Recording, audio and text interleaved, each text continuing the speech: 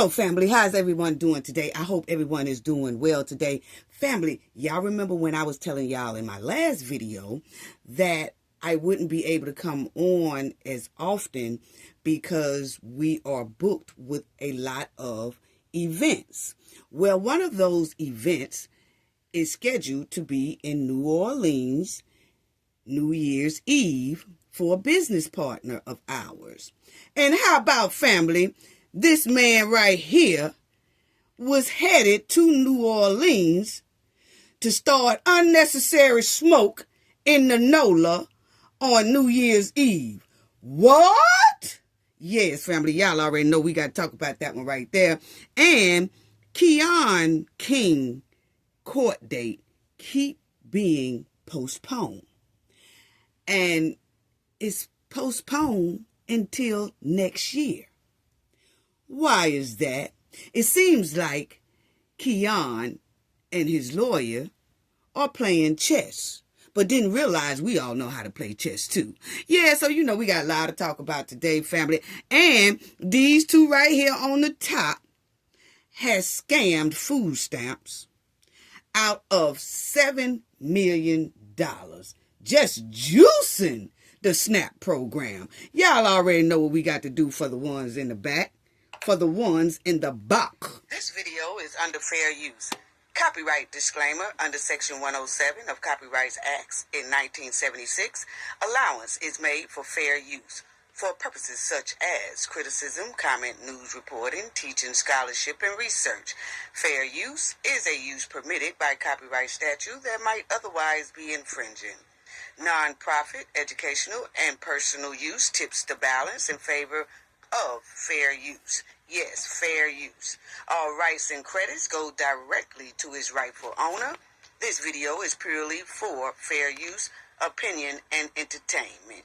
Enjoy. And we also want to add that everything in this video is alleged. Yes. Yes, family, and I hope everyone is doing well. I want to give a shout out to all our new subscribers. Thank y'all so much. Thank you to our old subscribers. Y'all are totally awesome. Just thank y'all so much for all of y'all support and hanging in there with me and bearing with me throughout this holiday season. And please subscribe to the channel if you are not a subscriber already. It is so greatly, greatly, greatly appreciated. Now, family, oh yeah, and we also gonna get to the Secretary of HUD because he has started evicting people up out of Section A and public housing. But it's certain ones that he's giving the boot to. Yes, we're going to talk about that too. He ain't playing. He ain't playing. Y'all better fall in line. Better fall in line because we going to talk about that. It ain't nothing nice around that camp. He said he tired. He tired. But anyway, let's get back to this dumpster diver. Yes, dumpster diver. Family, y'all know in that last video I told y'all that we was booked, scheduled for a lot of holiday events. Well, New Orleans was one of them for our business partner. And we was going to have a New Year's Eve thing down there. Still are. But then we hear on the news that this trifling stank gonna turn around and he is planning to do an attack in New Orleans on New Year's Eve. What? Man, at the same time, our New Year Eve event is scheduled in New Orleans. Unbelievable. This savage was planning to do an attack on ICE and on citizens. Wow. And see, we do events, family. I'm just showing y'all a little sample of what my team does as well. We have two businesses, I do, and we have party planning business, and I also do a lot of inventory auditing, financial reports, and all that stuff for other businesses as well. But I'm just showing a little example. But yes, family, we was headed down there to New Orleans. And we're going to be there, and we setting this thing up. And it was going to be very, very nice. It's still going to be very, very nice, okay? I'm just giving y'all a little sample of what my team does as well. But he's down there riding, getting ready to go to New Orleans to stink up the joint. So as y'all will see, family, it says here that the attacker, boy, I tell you, says the person arrested outside of Lafayette for plotting failed New Year Eve attack, FBI says. I'm just so glad the FBI was on top of this. And I know they are throughout the United States, all the FBIs, all the law enforcement, all CIA, Homeland Security. I know all of them are beefing up real hard for the holidays, but this just tripped me and my team out to know that when we heard that this man here was on the way to New Orleans to set up, unpack all his gear and everything that he was going to use to do something very horrible in New Orleans. At the same time, we are scheduled to do a big event as well in New Orleans. Wow. Well, as y'all will see, that this meathead here, Louisiana man connected to SoCal, arrest, was allegedly planning an attack in New Orleans. Pre-trial release denied for a man accused of planning New Orleans attack. So, what he did, family, was he wanted bond. Okay? Yes, he wants bond. That's what it's looking like. He wanted to get out on bond. I don't know where he thought he was. They say he is from Louisiana, but he just got connected with a group that does not like the United States or ICE. So, he got into this group. Mine went to where he don't like the United States, his own place, because they say that's where he from. So they use him basically as a guinea pig to do what he say. That's what most of them do. Yeah, that's what most of them do. So him and his friends. Now, his friends was also planning an attack in California. Okay? So he was on his way to New Orleans to do this attack. And then his homies was on their way to California to do the same attack in California on New Year's Eve. So as y'all see, it says FBI says Legion is part of a self-described radical faction of the Turtle Island Liberation Front, an anti-government and anti-capitalist group. The FBI arrested 4 of its alleged members in connection with the 4th terror attack in Los Angeles on New Year's Eve. So it was 4 of his homies that was headed down there to California to do this same attack that he was going to do on New Orleans. And allegedly what the word is on the street here on the Gulf Coast is that they were supposed to do this thing at the same time. So when he did his trifling move and starting unnecessary smoke on NOLA, they were supposed to have been doing it in California at the same time. Okay? Against ICE, who are American citizens, and against the United States citizens who's going to be out there having a good time on the streets and all that stuff for New Year's Eve. So as you will see, family, this is his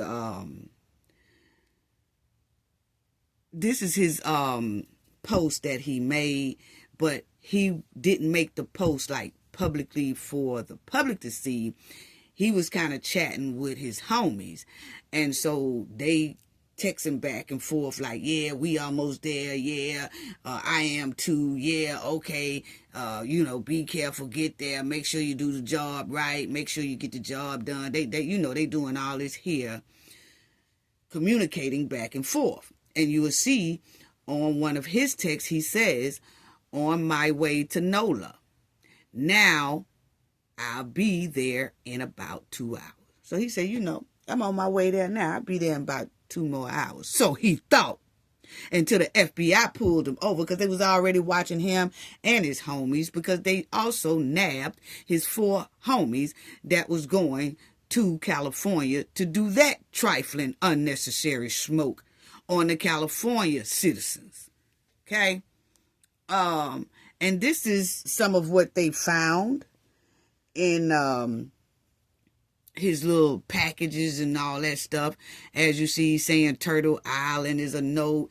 That's the name of their little group that don't like America and don't like American citizens, don't like us at all, okay? And then you will see right here where he have D to America. Yeah, I see it right here. I know what I mean by deletion, basically, to America, okay? Long live the Turtle Island. Okay, then you'll see it says deletion to ICE. Yeah. So it's deletion to ICE and deletion to America. See this stuff right here.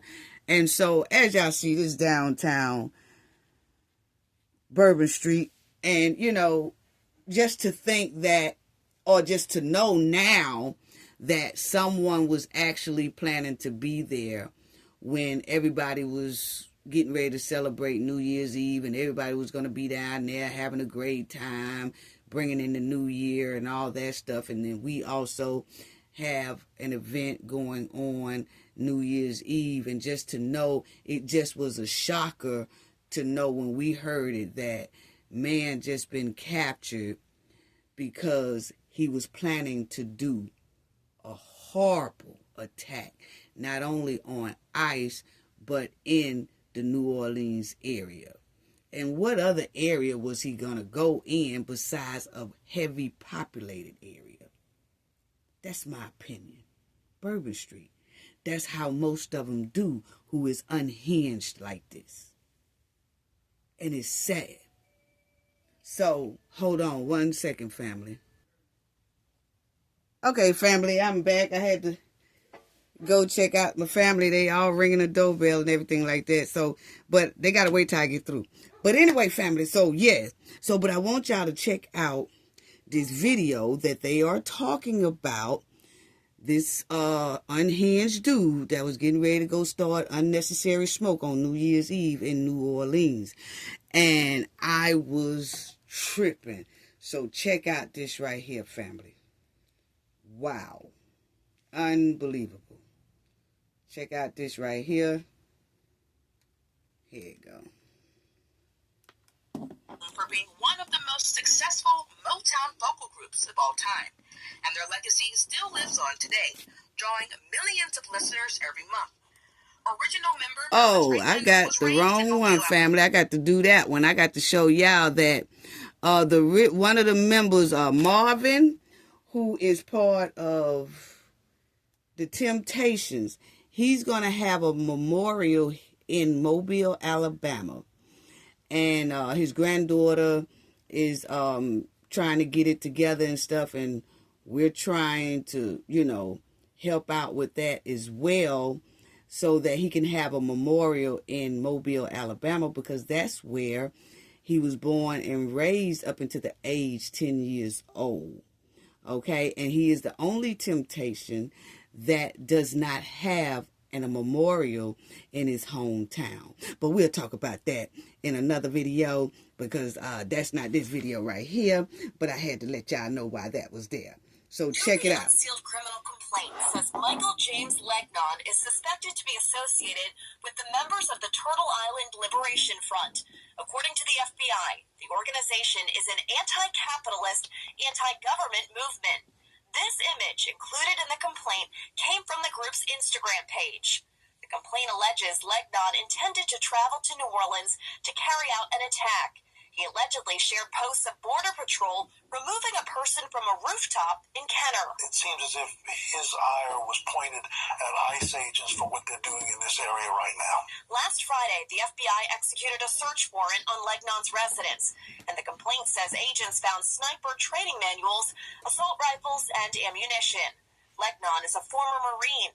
That same day, Legnon was stopped on Highway 90 heading toward New Orleans. I think it's pretty obvious the reason they moved quickly is because they saw a guy loading up body armor and lethal weapons and said he's heading to New Orleans. The complaint alleges Legnon posted this message in a Signal group chat before his arrest, saying, "On my way to NOLA now. I'll be there in about 2 hours." According to court documents, the FBI was watching Legnon because of his alleged affiliation with individuals plotting a bombing in Los Angeles.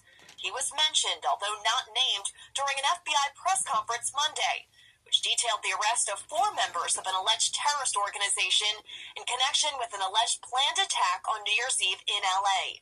Legnon now faces a charge of threats in interstate commerce. Reacting to the news of his arrest, Senator Bill Cassidy says, while details are limited, one thing is for sure. All I can say is, thank God for the FBI and other intelligence services keeping us safe. And I'm with him on that one right there. Thank God for the FBI, law enforcement, CIA, the Homeland Security, and all of them. Just hats off to them, because we know that all of them throughout the United States are working very, very hard to keep every state and every city in the United States safe. So, but that was just unbelievable, family.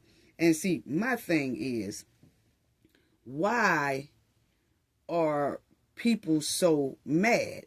And what a lot of people are saying is because ICE, because y'all heard them, ICE was going to be the target as well. But the thing is, you're so mad about illegals having to go home, so it don't matter what the cost is. You just target everybody. You just target everybody because you're upset that you have to go back or get deported back. So then you say, well, if I have to go, then we're going to make everybody in the United States suffer. We're going to start targeting every state. We're going to start targeting these cities. We're going to start targeting everybody. So basically what is given to me, family, is illegal criminals, like the ones he was dealing with. Even though he was from here, he was dealing with illegal people, okay, who was criminals, and didn't like the fact that ICE was deporting them back to their country. So basically it's given to me that if I can't stay here, then I'm going to just tear up the joint. I'm going to just tear up the United States. I'm going to just make the citizens suffer. If I can't stay here, then if I can't take over the country, if I can't steal from y'all, if I can't use y'all, we will destroy every state and city in this joint, and your citizens too. That's what it's given. Basically, a scorn lover. Y'all already know how scorn lovers are. That when you that turns violent when you say, "Oh, I want to leave," or "I want you to get out my house," or something like that. Or scorn lover turn very violent very quickly in a situation like that. And then they have tense anger, they have bitterness and betrayal, they have a deep desire for revenge, and they will they will try to hurt you at any means necessary with a hardcore emotional turmoil. Is basically given a scorn lover. If I can't stay here, then I'm going to tear up the joint. Yes, like if I've seen situations like that. You tell somebody, hey, I want you to leave, want you to get out my house. Oh, it turned real terrible, real quick. I ain't going nowhere. I'ma stay here. You can't put me out. Well, hey, this my shit. How you gonna tell me you ain't gonna leave out my shit? I ain't going nowhere. And they start tearing up your stuff, ripping up your stuff, cutting up your stuff, setting your stuff on fire, busting out your windows and all that. You like, damn. Well, this is the same thing that this is given when you have immigrants that get mad that they have to leave, illegal ones, that they have to leave, then all of a sudden they just switch to that violent mode. Unbelievable. Unbelievable. This is the mindset, though, of a lot, not all, but it's the mindset of a lot of illegal immigrants that flooded over here unchecked. And this type of behavior right here is alarming and concerning at the highest level. Because now that illegal criminals are asked to leave, they are doing criminal behavior in our country so that they don't have to leave. Or, I tear up y'all country, I will delete y'all citizens before I leave and take myself out, probably. What? Unbelievable. But that's what I had to tell y'all, family, on that one right there, because we was blowed. And I just want to say one more time, salute to the FBI, Homeland Security, CIA, and all of them. But this is, this right here, you will see that the Louisiana man was a part of that turtle extremist group or whatever. And these are his 4 buddies that they caught over there in California, getting ready to do the same type of unnecessary smoke that they was gonna do, that he was gonna do in New Orleans. So they all was planning. So they got these people too, as well.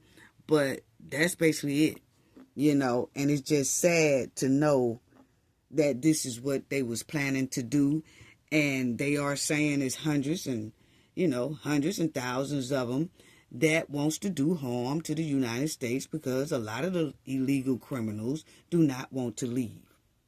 So they are plotting any kind of way necessary. So, family, be safe as always, especially during this holiday season. If you see something, say something.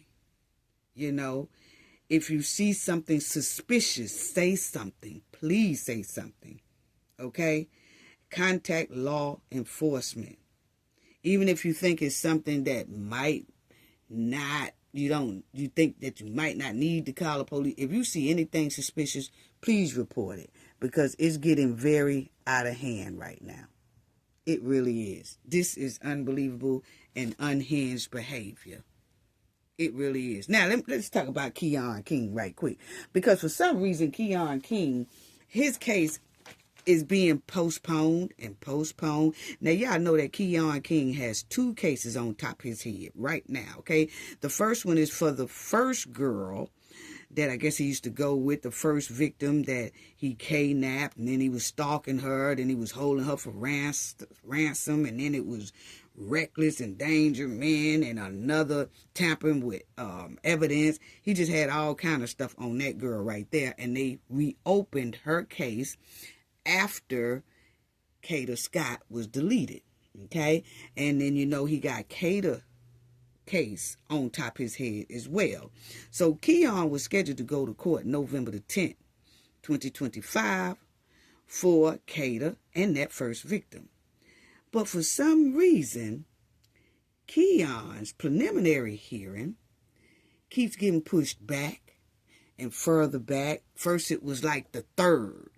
And then they changed it to the 10th. And now, family, they done changed it to February the 2nd, 2026. So, it's given that Keon and his lawyer are trying to play chess. But we play chess too. And it's given that they trying to make this case here kind of be quiet. They trying to stall out, asking for continuations, asking for extensions, so that the public can somewhat not forget about Kata Scott, but not be all in the media and keeping her name alive because it makes it more harder on Keon King. So it's given that his lawyer is like, okay, I'm going to push it back here, push it back here, push it back here until the media silence, until YouTube was silenced, until everybody on social media kind of be quiet and it dies down. And then we'll do our preliminary hearing. Because see, right now, it is very, very quiet regarding Kata Scott's case. Because you notice that the media in Philly stopped talking about it. Why is that?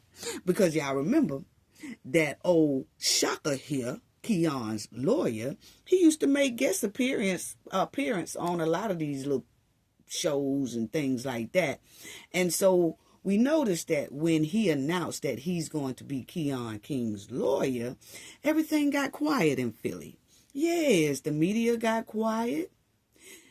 The social media in Philly got quiet. Everybody got quiet when old Shaka here took Keon King's case. So see, if we don't hear anything coming from Philly, then we really can't report on it. And then we notice that you have to dig and dig and dig and dig to try to find out what's really going on with Kata Scott's case. Nobody is saying anything. I really haven't even heard her parents say anything. You know, nobody's really saying anything. So it looks like the strategy that Shaka most likely, allegedly, is trying to pull is working a little bit. Because Kata Scott case is quiet. And my opinion, that's exactly what he wants before Keon King goes into his preliminary hearing. That's what it's given to me, my opinion. Yes, So they have his scheduled preliminary hearing now for February the 2nd, 2026 at 9 a.m. 2 whole months away. Yeah, 2 whole months away. And at the time that they did is really 3 whole months away. Yeah. And it's given that it's also being quiet about these here so-called accomplices that nobody has heard who they are. No accomplice has been arrested, not that we know of. And if so, because the media is so quiet in Philly, we don't even know that. So, it's given that it's a lot of stank going on. That's my opinion. Because these accomplices, we haven't heard anything about that. We haven't even heard the DA make a statement about Kata Scott's case. Like, where is it? Because, see, the DA is supposed to be working for Kata. So I feel, my opinion, that if Kata Scott case was pushed down from November the 3rd or November the 10th and then February the 2nd, I just felt like, why they even say that? You know? But we ain't hearing anything. But just because we don't hear anything don't mean we won't continue to ride Keon King's bumper. Yes, and his accomplices too, because I noticed that situation being quiet. Because, you know, they wanted to stay quiet so the public won't keep asking about the accomplices, about that so-called surveillance camera that they said they saw 2 people carrying a large object that looks like a body. They want people to stop talking about how trifling and gutter trash that Keon King is. That's what it's given. Hoping that the public stop talking about it. Hoping that they stop talking about that burnt car that was towed real quick after Keon King burnt it. Hope we forget about all the trifling backyard behavior coming from Keon King and his accomplices. But no. Pushing that court date all the way to February the 2nd, 2026 will not make the public be quiet. Yes, the public has gotten calm, but nobody forgot about Kata Scott case. I know we haven't, not at all. You better ask Cowboy 6, Birmingham 8, Brandon that's over there in Angola prison over there in Louisiana. We don't forget about the victims. No, we don't. We're going to continue to ride Keon King's bumper. But I just thought that y'all should know that, yes, his preliminary hearing was pushed all the way to 2026 in February. Why is that? But we will not let up on Keon King. No, we won't. Not until we hear his sentence that say, life, life, life, life. Yeah, he need to have life. He really do. He's a menace to society. Yes, and we will continue to ride his bumper. And we'll keep riding him within these 2 months so that people don't forget about Kata Scott. Because we know we not over here. We're going to continue to ride his bumper. No, we don't let victims' cases be pushed under the rug, swept under the rug, so that we could be quiet and don't nobody say nothing about these criminal trifling behavior. We cares nothing about them. We really don't. But I did notice that the media in Philly is very, very quiet. Yes, they are. Yeah.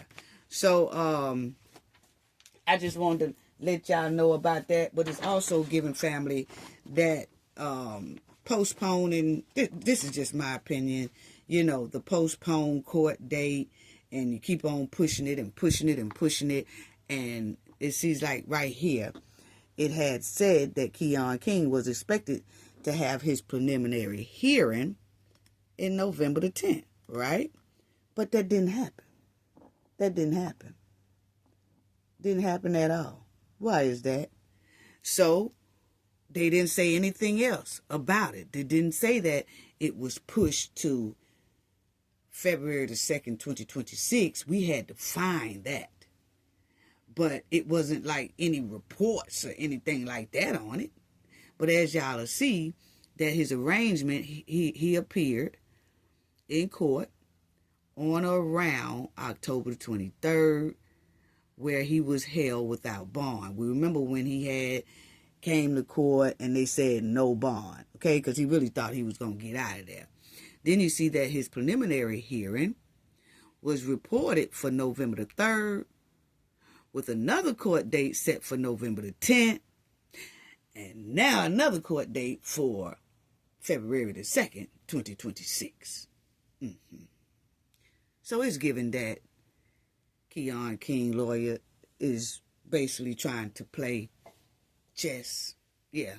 But there's so many people out here that knows how to play chess too.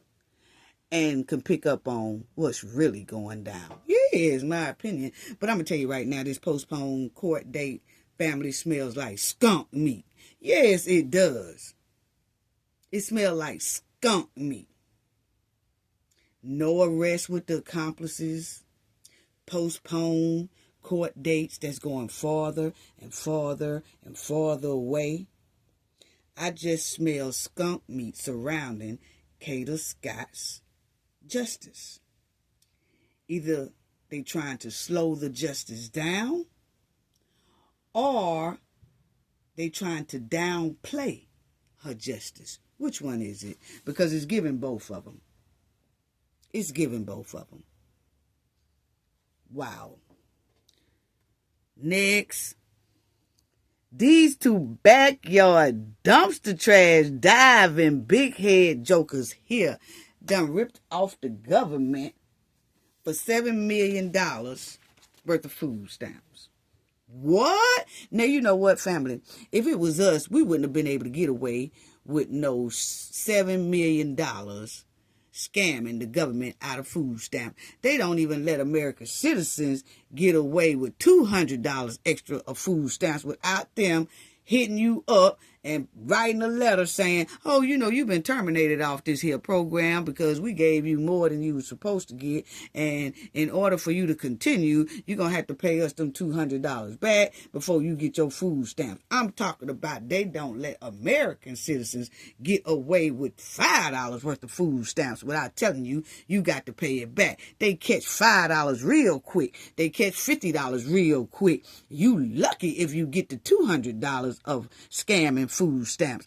Honey, they catch that real quick. But for some reason, these right here, immigrants, was able to keep juicing and juicing and juicing and juicing and juicing the government out of $7 million worth of food stamps. Yes. And then, see, things like this, it didn't do nothing but hurt a lot of United States citizens and their children, disabled people, the elderly people, and all that who really need these food stamps. Do y'all know how much $7 million worth of food stamps could have really helped American citizens who are in need for this SNAP program? Wow. They robbed the United States government blind out of them food stamps. And the reports state that it's hundreds and hundreds or more illegal immigrants and legal immigrants who are doing this exact same thing, like right now. They just haven't been caught yet. But you can believe me that the FBI and everybody's already on it. That's how come they could tell us that it's more that's doing this. So check out what they said about these guys right here, how they swindled the SNAP program. And they ain't care nothing about swindling it either. Yes, they was getting that. I was like, man, people come in here and they find ways to scam the United States, and most of them send that money right back to their homeland. Yeah. Wow. So, check it out. This is it. You met Antonio Bonner and Saul Elisme for large-scale SNAP benefit trafficking, a scheme that turned a program designed to feed families into a multi-million-dollar criminal enterprise. SNAP benefits are also known as food stamps. The defendants are charged with one count of food stamp fraud. As alleged in the charging documents, these men abused one of the government's most critical safety net programs for their own financial gain. This is taxpayer money meant to keep people from going hungry. These defendants decided to take it for themselves. These defendants exchanged SNAP benefits for cash, which they pocketed. Bonner, a naturalized U.S. citizen from Haiti, owned the Jesuela Variety Store. Elisme, a lawful permanent resident also from Haiti, owned the Saul Marché Mixé store.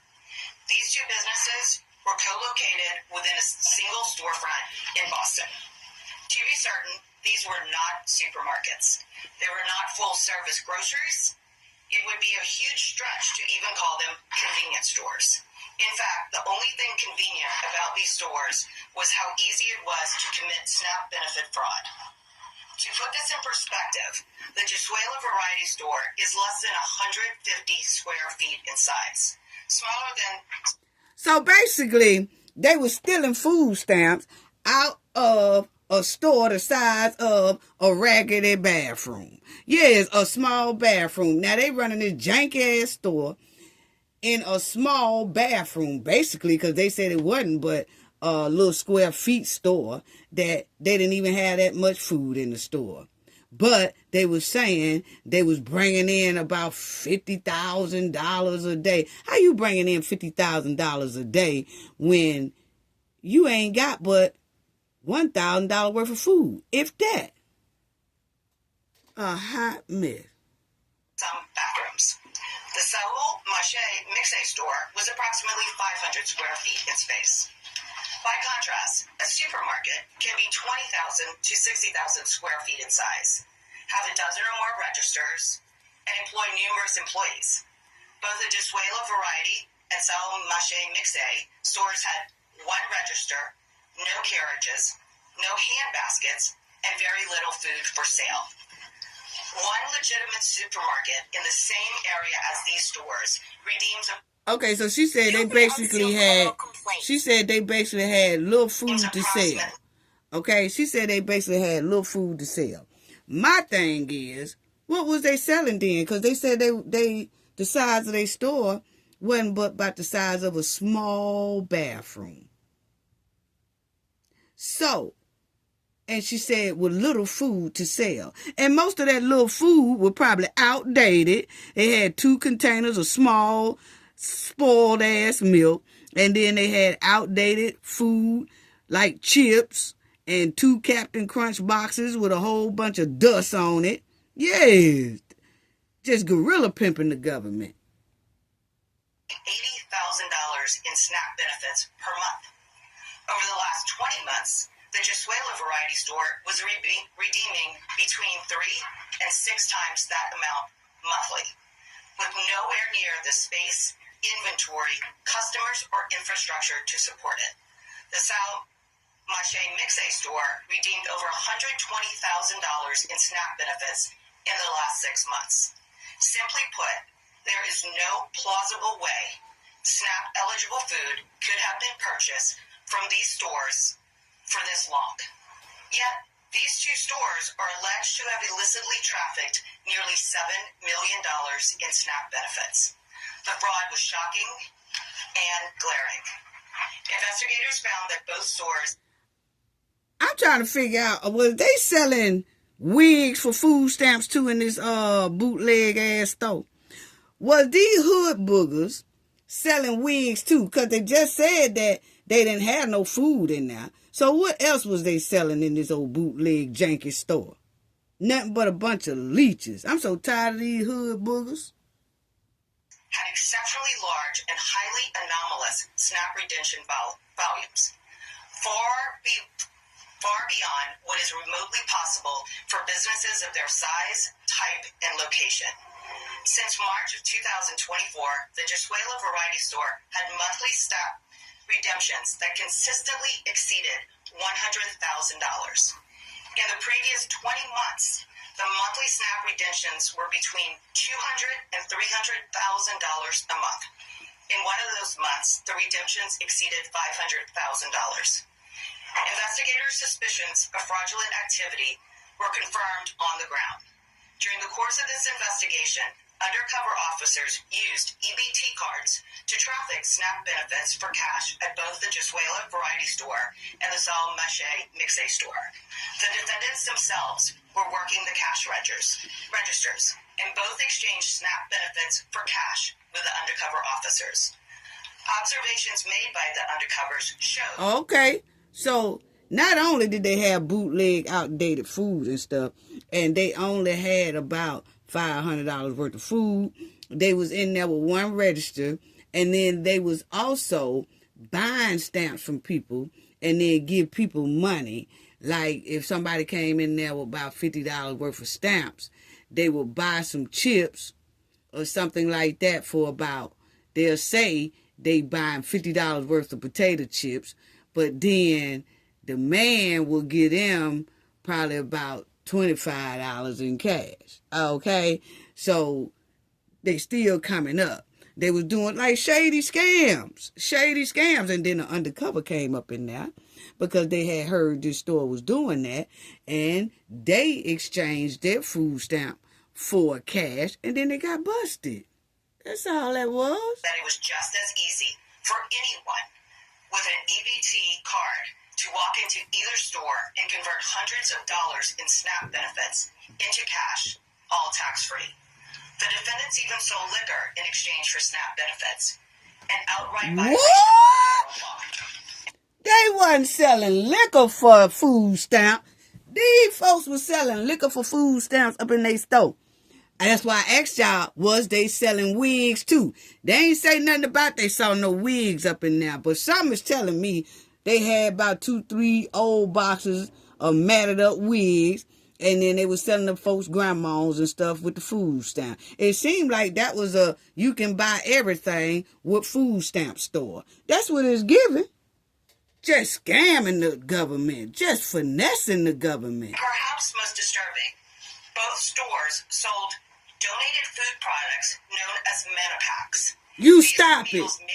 You stop it now, family. I know. I'm going to let it play out, but this lady done said they were selling food from like a charity spot. So charity food, you ain't supposed to be selling that. I told y'all most of that food was about outdated.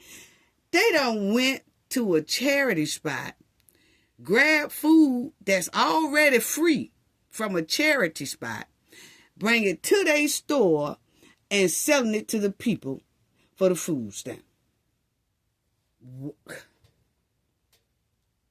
I got to hear that again. Say it ain't so. Starving children. Say it ain't so. Say it ain't so. Donations and are intended for at the Zal Mache Mixe store. The defendants themselves were working the cash registers and both exchanged SNAP benefits for cash with the undercover officers.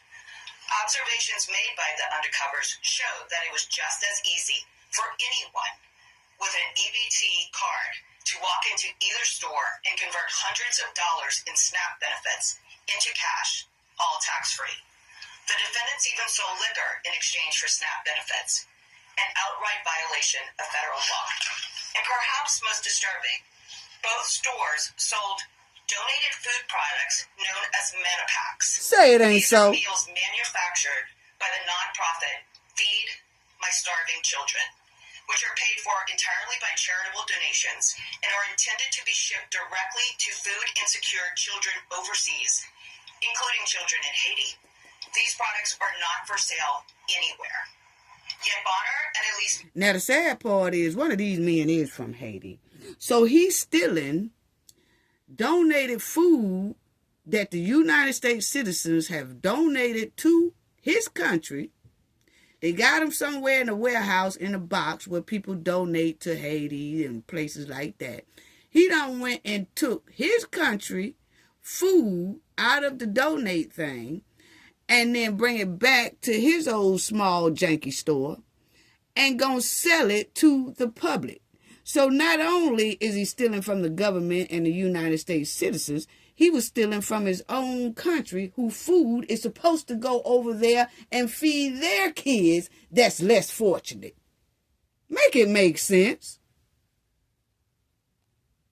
They were selling them in their stores for nearly $10 a pack, profiting from food literally intended for starving children in disaster zones. The investigation also uncovered extensive financial manipulations. Because the stores had little legitimate inventory and almost no lawful income, the defendants relied almost entirely on USDA-funded SNAP redemptions. To conceal their fraud, they used numerous bank accounts to transfer the SNAP benefits around between the accounts they controlled to create the illusion of a legitimate business activity. They also funded certificates of deposits and hundreds of thousands of dollars in cash withdrawals to keep enough cash on hand to pay out their customers. What were missing from the financial records were the things you would expect in any real grocery store, such as charges for wholesale invoices or large purchases for food inventory.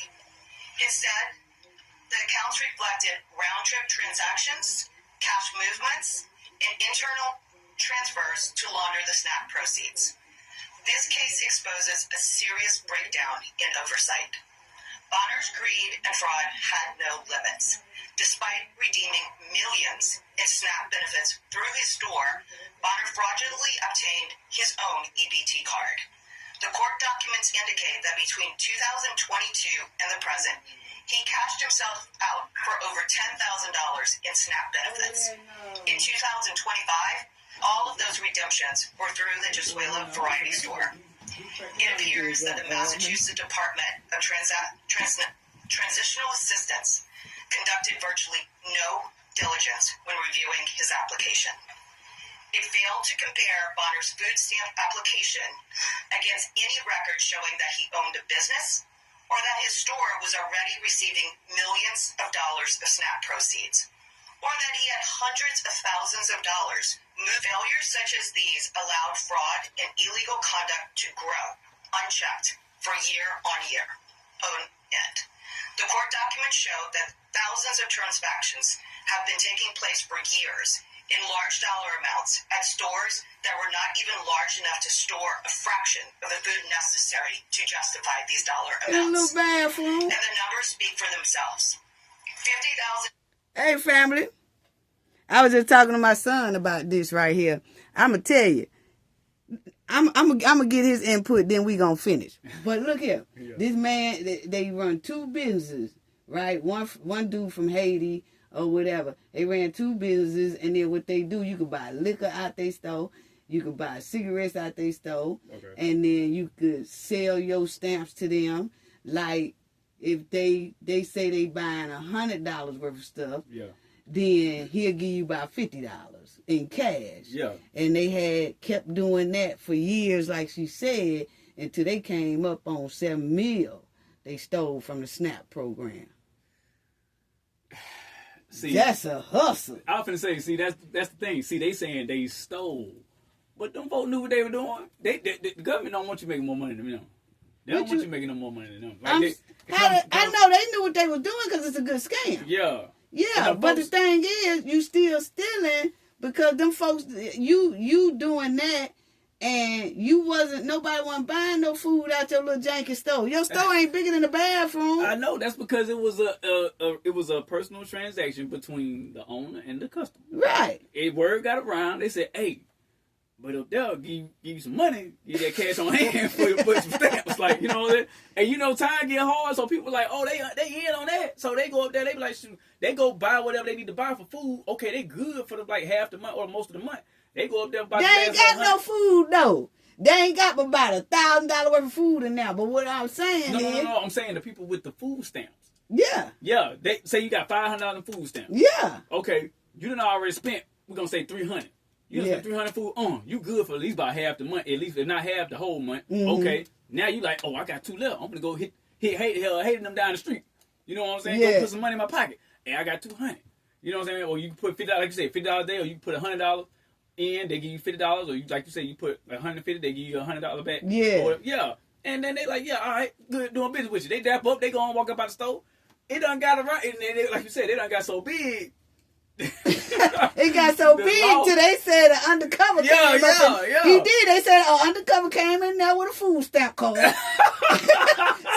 said that what the lady just said. She said that an undercover came in there with a food stamp card, and then he was like, "Hey, I'm kind of broke. I want, I need some money. Right. Can you exchange that food stamp?" They like, yeah.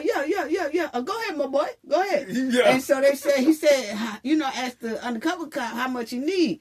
He said, well, I ain't got but like $200 on this card. Yeah. But I'm going to need about a good $150. And then he said, go ahead, my guy. And they just start ringing up like shit that they really ain't got in the store. Yeah. Now they just ringing up people stuff. Who they scamming is because it's a store. They have an actual business going on. Yeah. So they have to report to when that undercover walked out there with that $100 or that $150, whatever, and then they turn around and they start bum rushed it. Oh, yeah, because they like, who y'all think y'all is? Us? Like, you owe us that money. You know, because at the end, like I said, they have taxes they have to pay, and so that's what they're saying. That's our tax money, too. What, about the food stamps? Yes. You didn't know? That I'm telling you, out your check, it got state, federal. Federal is food stamp. When they take our federal money out of our check, that goes, goes into the federal pot. The federal pot is anything federal. True. Very true. But it's not like half the government is doing what they necessarily need to do with most of the tax money that we already giving them as well. It's a lot of stuff in this country that needs to be fixed and done and worked on. But they ass in trouble. Oh yeah, they gonna get got because you can't play the system like how they play. They got. Yeah. You can't play their game. All right, family. I'm gonna let it play. A month of fraud rapidly turned into $100,000 a month, then $200,000 a month, and at one point reached $500,000 of fraud in 1 month. Let me be clear. SNAP is the largest food assistance program in this country. It exists to feed families, not to bankroll criminals. This wasn't a paperwork error. It wasn't sloppy bookkeeping. It was a deliberate scheme to sustain. A supermarket can be 20,000 to 60,000 square feet in size. They were making more than the supermarket. In that bathroom stuff. Yeah. Their storefronts were not even large enough to support a legitimate food pantry. When someone turns the equivalent of that poorly stocked inventory into a Hold on. Then they were stealing food out the food pantry. You know, free food that you give to, you know, like people who need it from the food pump, from the food pantry and stuff. Mm-hmm. They was taking that food, so they wasn't even ordering no food. Like the little shit they did have in there, it wasn't fresh, like coming off of a truck. Yeah.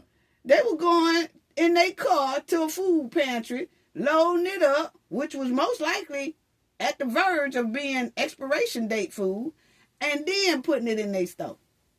A hot mess.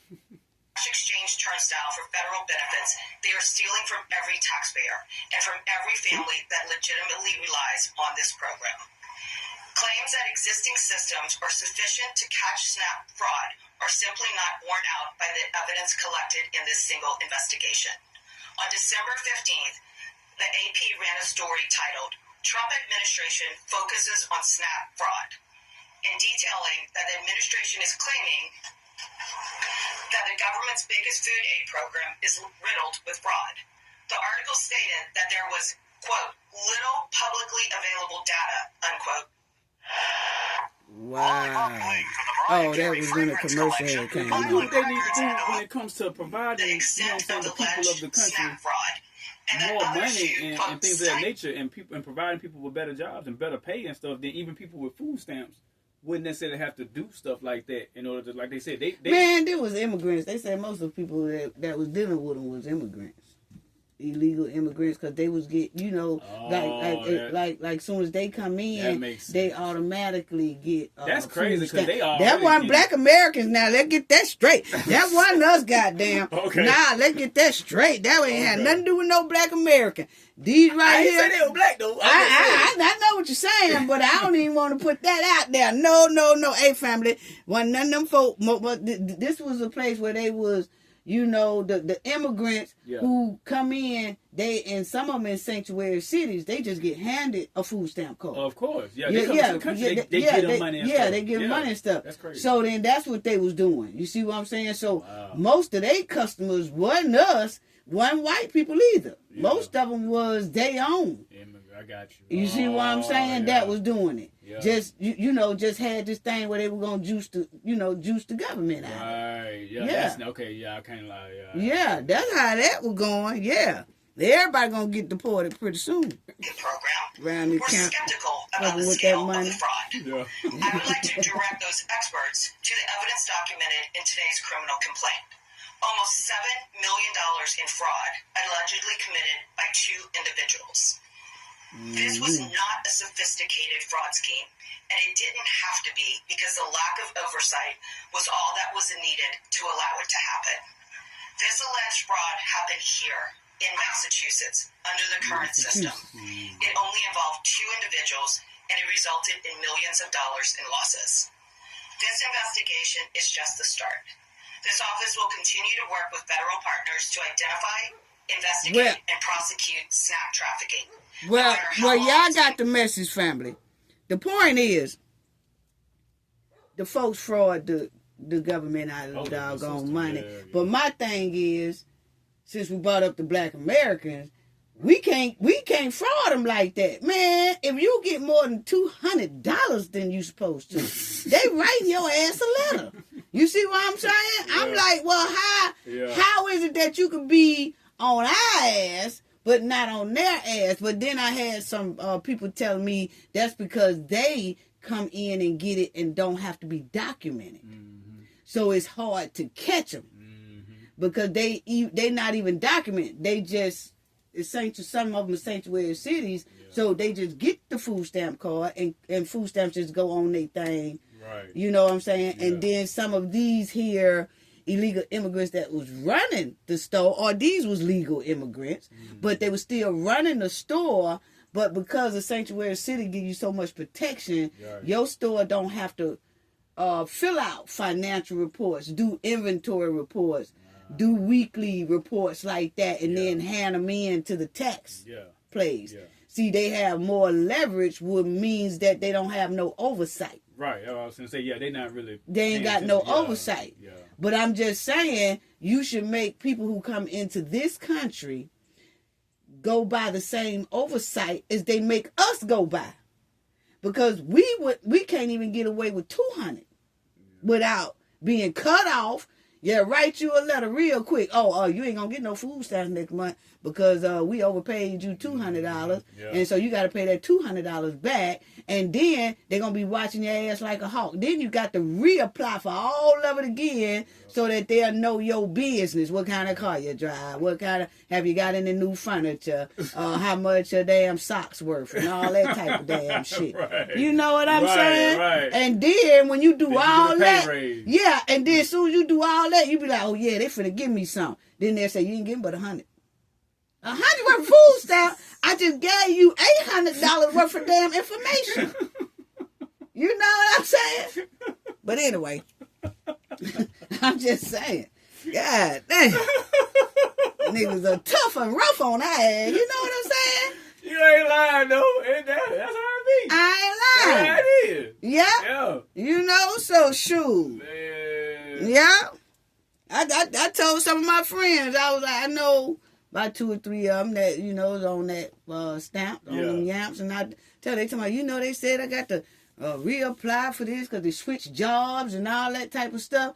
I said, hey, ask them how many immigrants is getting food stamps and have they checked to see if they legal or illegal. And then when they find all that out and they give you that information, then tell them, call me back.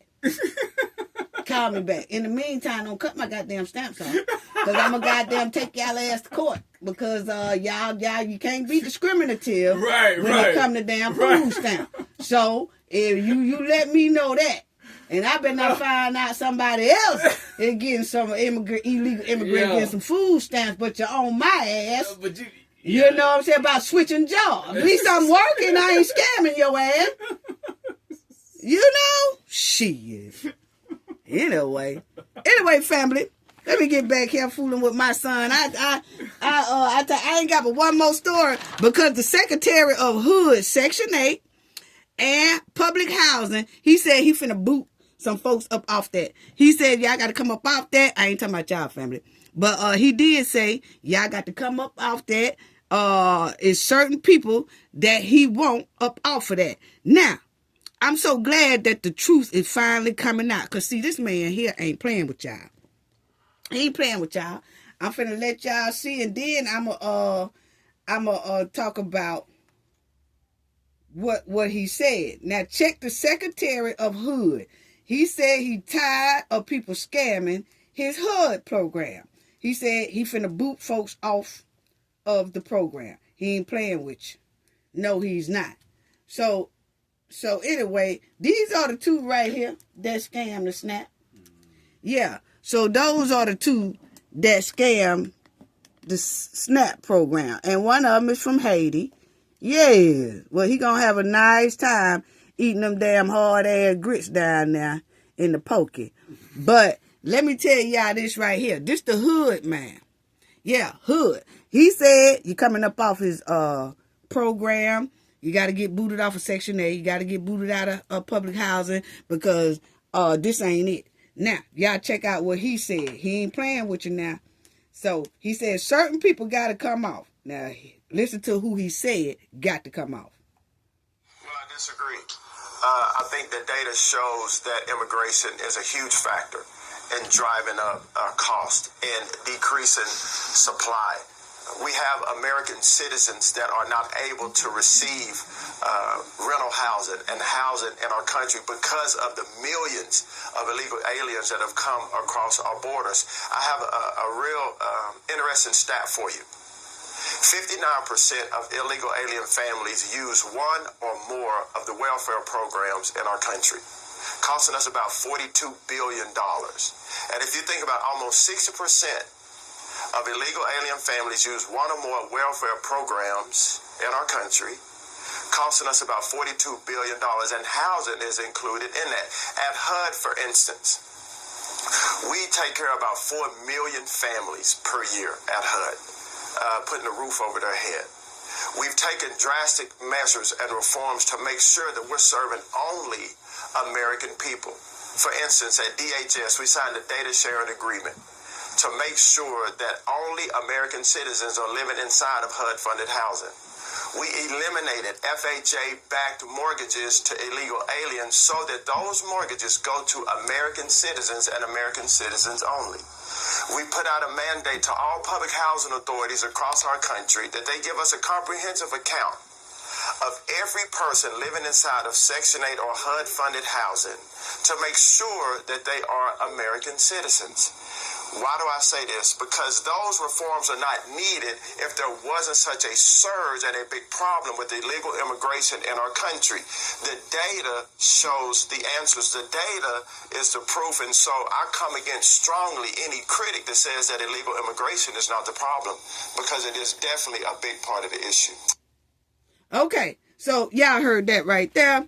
Now, my thing is, I am so glad that the truth is finally coming out. Okay? And the world knows it. And everybody in the United States knows it. That Black American families are not the face of food stamps. Black American whose family has been the foundation of this United States land for centuries and centuries and centuries and centuries, dated all the way back, are not the majority on food stamps. He just told you right there. Not the majority who scam the government out of their food stamps. No, we are not. And we just talk about how other groups from other countries is juicing and scamming not only the housing program, which is HUD, not only the public housing program, which is HUD, Section 8, not only that, and scamming the SNAP program dry as well. Black Americans who are founded on this land for centuries are not the majority of food stamps. They are not. And they're really not the majority of HUD. You heard it right there. You heard it right there. So for years and decades, a lot of people were spreading that lie over and over and over again that Black Americans was the face of food stamps and public housing. No. No, they are not. Okay? That's BS. Okay? When y'all hear people spreading that trifling lie, correct that lie. Kick the truth about it's not us. That's the only way we can stop this degrading lie. Other groups of people love to deflect. And the first thing that they say is, oh, you Black Americans, y'all always on food stamps. You Black Americans are lazy. You Black Americans don't work hard. You Black Americans are spoiled. You Black Americans y'all are the king and queens of food stamps. Y'all are the kings and queens of welfare. Y'all are the kings and queens of begging. No.